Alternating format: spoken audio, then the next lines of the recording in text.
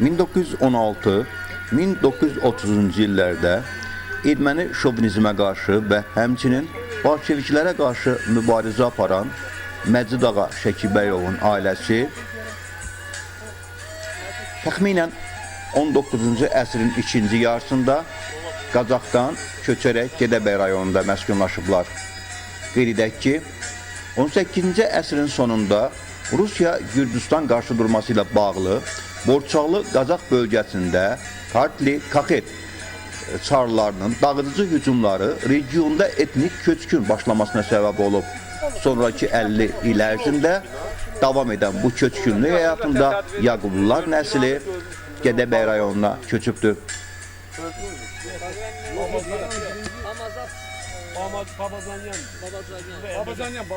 Məcid ağanın atası Məmməd ağa Gədəbəyin ən gözəl güşəli yerlərindən olan Göyçənin bir addımlığında yerləşən Şah talasında yurt salıb. Məmməd ağanın Şah talasında 2 oğlu Həmid və Məcid dünyaya gəlib. Ailənin ilki olan Həmid ağa o dövrün dəhşətli xəstəliyi hesab edilən qara yara qızdırmasından dünyasını dəyişib. Təxminən 1870-ci ildə dünyaya gələn Məcid Ağa isə tarixin bir parçasına çevrilib. Əvvəlcə mədrəsədə Molla Mikaildən dini təhsil alan Məcid Ağa Quranla yanaşı ərəb və fars dillərini də öyrənib. Sonra təhsilini Qori müəllimlər seminariyasında davam etdirən Məcid Ağa burada rus, gürcü, erməni dilləri ilə yanaşı dünyavi elmləri də öyrənib. Təhsilini tamamlayıb ata yurduna dönən Məcid Ağa həmin dövr Gədəbəyin Nova İvanovka kəndində naçalnik uyez, yəni pristav təyin edilib. Məcid Ağa Sar pristavı kimi atasının yurdunda da hörmət qazanan, Urus kəndinə daxil olan yeganə müsəlman olub. Əsrin dönüş mərhələsi olan 1917-1918-ci il hadisələri, ictimai-siyasi proseslər, Sarın yerli nümayəndəsi Pristav Məcid Ağa Şəkibəyovdan da yan keçmir. Erməni millətçi təşkilatçılarının terrorçu fəaliyyətinə cavab olaraq Azərbaycanda ilk milli təşkilat, yəni Müdafiə Partiyası yarananda Gəncəbəyləri və şəxsən Məmməd Əmin Rasulzadə ilə yaxından tanış olan Məcid Ağa Azərbaycan Xalq Cümhuriyyətinin möhkəmlənməsi və 1918-1920-ci illərdə baş vermiş Erməni-Müsəlman savaşında Qərb zonasının soyqırımından xilas edilməsində müstəsna rol oynayıbdır. Bu səbəbdən Novo İvanovkanın naçalnik üzeyidi Məcid Ağa qaçaq həyatı yaşamalı olmuşdur. El dili ilə desək, qaçaq Məcid Sovet hakimiyyəti illərində Şura hökumətinə tabi olmamışdır. Türkiyənin şərq səbzisindən qayıdan Çar ordusunun 1918-ci il yanvarın 9-da Şəmkirdə tərk silah edilməsində, Azərbaycanda milli hökumətin qurulmasında, erməni daşnaqlarının bölgəyə hücumlarının, torpaqlarımızın işğalının qarşısının alınmasında, habelə 1920-ci il Gəncə üsyanında silahdaşları ilə birgə fədakarlıq göstərmiş, əmsi Mustafa'nın bölgə üzeyinin başçısı Əskər Ağa ilə birlikdə Gədəbəydə yeni quruluşa qarşı üsyanların təşkilatçısı və öndə gedən olmuşdur. Xalqının azadlığı, ölkəsinin müstəqilliyi və müdafiəsi uğrunda mübarizə aparan Məcid Ağa bir sıra göstərdiyi şücaətlər və qəhrəmanlığı ilə elin qəhrəmanına çevrilmişdir. Xalqın qəhrəmanına çevrilmiş Məcid Ağanın bugün yerdə qalan nəvələri, nəticələri və yaxınları onun haqqında xoş fikirlərlə, xoş xatirələrlə danışırlar. Deməli, Xınna dərəsi adlanır, Qızıl torpağa keçir. Bura isə Ağbaşlar kəndidir və bu dərənin hamısı birlikdə Xınna dərəsi adlanır. Nəyə görə Xınna dərəsi adlanır deyə bilmərəm. Burada 1918-ci ildə deməli Andranikin qoşunu 2000-dən 2500-dən çox olan qoşun gəlib bu dərədən, bax burada körpülər zad yox imiş. Çaydan keçib getməliymiş, harasa bilmirəm. Deməli o dövrdə onu qeyd edeyim ki,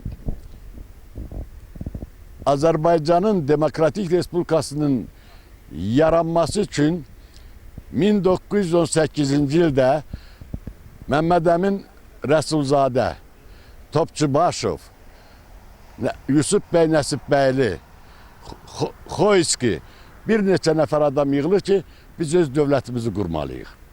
O dövrdə Çar Rusiyası idi, hələ Çar Rusiyasının dövründə Çar idi. Onların qubernatoru, bu Qafqaz üzrə qubernatorları Tiflisdə yerləşibdir. Bunlar 4 nəfər, bir neçə nəfərlə gedirlər Tiflisə. Tiflisdə gedirlər ki, qubernatora, Çara xəbər ver ki, biz Azərbaycanda öz dövlətimizi qurmaq istəyirik. Buna necə baxırsınız? Onlar gözləyirlər, Çardan xəbər gəlir ki, bir şərtim var. Şərtim ondan ibarətdir ki, onlar İrəvan şəhərini 100 illiyə, 99 illiyə bizə icarəyə versinlər. Bunlar razılaşırlar və qayıdıb gəlirlər Gəncə. Gəncədə bütün strukturu qururlar. mən tarixçi deyiləm, amma aldığım məlumatlara görə bütün strukturu qururlar və orada dövləti yaradıb da keçirlər Bakıya. Bakıda müəyyən olmuşdur ki, Səhiyyə naziri kimdir, nə bilim, Təhsil naziri kimdir, bütün nazirlikləri yaradırlar və başlayırlar dövləti qurmağa. Dövləti qururlar, bu dövlət cəmi 23 ay yaşadı. Bu dövlətin içərisində Gədəbəy rayonunun, bax, bu bölgəsinin, xüsusən çox sahəsinin hamısı, əksəriyyəti deməli, çox ziyalı olublar. Xüsusən də Mustafa ağa, Məcid ağa, düzdür ona qaçaq deyirlər. Amma qaçaq deyəndə biz nə nəzərdə tuturuq? Nə nəzərdə tuturuq? Quldur dəstəsi nəzərdə tuturuq. Ancaq bunlar quldur dəstəsi olmayıblar. Məcid ağa özü Qori seminariyasını qutarıb. 5 dil bilirdi. Mustafa ağa hələ 1905-ci ildə Şəmkir rayonunda naçalnik pristav olub. Savadsız adamı naçalnik pristav qoyardılar mı? Ömründə qoya bilməzdilər. O vaxtın tarixi bizə indi mənə məlum deyil çoxu. Ancaq bu məsələ ondan ibarətdir ki, bunlar Mustafa ağa olub, çox adamlar olub. Başlarında bunların 70 adam, demək bunlar başlayıblar burada o suveren dövlət qurmağa Gədəbəydən. Mustafa ağanın nəticəsiyəm. Deməli, bu gördüyümüz Xınna dərəsində 1918-ci ildə Andronik öz diviziyasından buradan istəyib ki, indiki Şəmkir rayonunun Çənlibel kəndinə geçsin və Çənlibeldə bunlar böyük bir baza yaradıb, bazanı genişləndirib, məqsədləri nəymiş? Tovuzu, Gədəbəyi, Daşkəsəni, Azərbaycanın qərb zonasını, bir hissəsini bölmək, işğal eləmək, oradan sonra keçmək, Kür Araz boyu Qarabağa keçməkmiş planları 18-ci ildə. Mustafa ağa və Məcid ağa öz silahdaşlarıyla birlikdə 1918-ci ildə bu Mustafa ağanın plamyotu olub Maksima. O Maksim plamyotundan burada Andronikin diviziyasını bunlar qırıblar. Baxmayaraq ki, Andronikin diviziyasının əskərləri hamısı hərbi hazırlıq görmüş, hərbi təlim görmüş insanlar olsa da, Mustafa ağa öz Məcid ağa ilə birlikdə, onlar həmşağı olublar. Həmişə bütün hansı döyüş olub, nə olubsa bütün döyüşlərdə onlar birgə iştirak ediblər. Və ən yaxın inandığı, Məcid ağa Mustafa ağanın inandığı bir silahdaş və qohum olub. Bu dərədə Andronikin diviziyasını bunlar qırıblar. Andronik özü, hansı ki o babaların, nənələrin danışdığı məlumata görə meyitlərin arasında gizlənib o buradan qaçıb. Mustafa ağa o qədər plamyotun tətiyini əlində çəkib ki, əli barmağı hətta pişib, barmağından qan tökülürmüş. Ya o həddə kimi onlar bu torpağın hər qarışını seviblər. Onlar Azərbaycanın hər qarışını seviblər. 18-ci ildə Andronik Göyçədən, Andronikin o quldur dəstəsi, Göyçədən bizim Azərbaycanlıları 18-də də çıxardıblar. Amma Məcid ağa ilə Mustafa ağa özlərinin yenə də sayıca çox az olsa da öz dəstəsi ilə gedib quldurları erməni quldurlarından tam Göyçəmizi azad ediblər və Göyçəliləri 18-ci ildə qaytarıblar Göyçəyə. Və burada o diviziya qırılandan sonra demək olar ki, Azərbaycanımızın qərb zonası erməni quldurlarından tam təhlükəsizliyi təmin olunub. Tovuz rayonu, Daşkəsən rayonu, Gədəbəy rayonu, Şəmkir rayonu, Gəncə, Basar, Qazax, Ağstafa hamısı böyük bir təhlükədən azad olunur. Burada Andronikin ağzı daşa dəyəndən sonra, böyük məğlubiyyata uğrayandan sonra o dəstə yığıb sonra keçib Qarabağa. Və də qruplarda. Qurandan sonra 1918-ci ildə başlayıblar, dövləti qurandan sonra bu dövlət institut yaradıblar, Bakı Dövlət Universitetini yaradıblar, onun nəzdində tibb fakültələri, bioloji fakültə, tarix, bütün fakültələri yaradıblar və başlayıblar dövləti idarə eləməyə. 1920-ci ildə isə Rus gəlir, işğalı görürlər ki, bunların gücü çatmayacaq, orduları yoxdur və başlayırlar ki, bunlar nə eləməyə? Başlayırlar könüllü olarak kırgın olmasın deyin, kan tökülmesin deyin. Bunlar təhvil verirler. Hərəsi bir tərəfə düşür. Topçu Başov ne bileyim Avropa'ya gedir, Yusuf Bey Nəsib Beyli haraya gedir bilmirəm. Məhəmməd Əmin Rəsulzadə isə əvvəlcə Stalin bunu aparır Moskvaya. Deyir ki, gəl mənə köməkçi ol, şərq aləmi üzrə. Deyir, yox, mən bu dövlətə qulluq eləməyəcəm, bizim özümüzün suveren dövlətimizdir.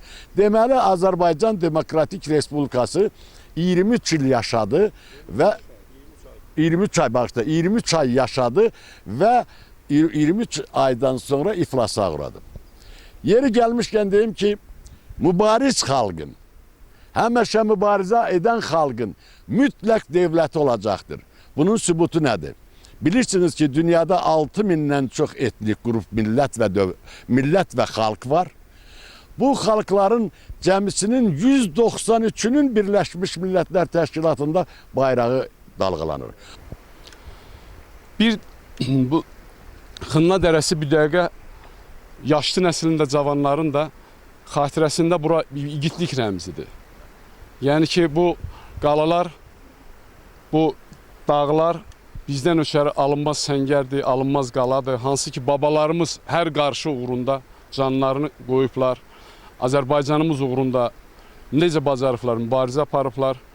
Və 1905-ci ildə erməni qırğınında da Mustafa Ağa bir neçə yerdə erməni quldurlarını məğlub eləyib öz dəstəsindən, öz silahdaşlarıyla Azərbaycanımızın bugünə gəlməsində, bu gün Azərbaycanımızın qərb zonasında, türklərin yaşamasında o kişilərin əvəzsiz xidmətləri olub. Bizim tariximizin araşdırılmasında, bizim belə qəhrəmanlarımızın əbədiləşdirilməsində sonsuz xidmətlər edir. Bu işə görə bəli, ideya müəllifi kimi Eldar müəllimə, Eldar Əskərov, mən öz xüsusi minnətdarlığımı bildirirəm. Deməli, onlar bütün Gədəbəylilər adından, bütün belə deyək, o Azərbaycanı, türkçülüyü sevənlərin adından sağ ol deyirəm. Gördüyünüz kimi hal-hazırda bizim bax durduğumuz bu dərə Xınna dərəsi adlanır. Hal-hazırda demək Gədəbəy rayonunun Qızıl Torpaq kəndi ərazisində, bax bu Xınna dərəsi ərazisində demək vaxtilə Məcid Ağanın dəstəsi bax bu ərazidən keçən demək erməni dəstəsini bax bu dərədə kütləvi şəkildə qıraraq məhv ediblər.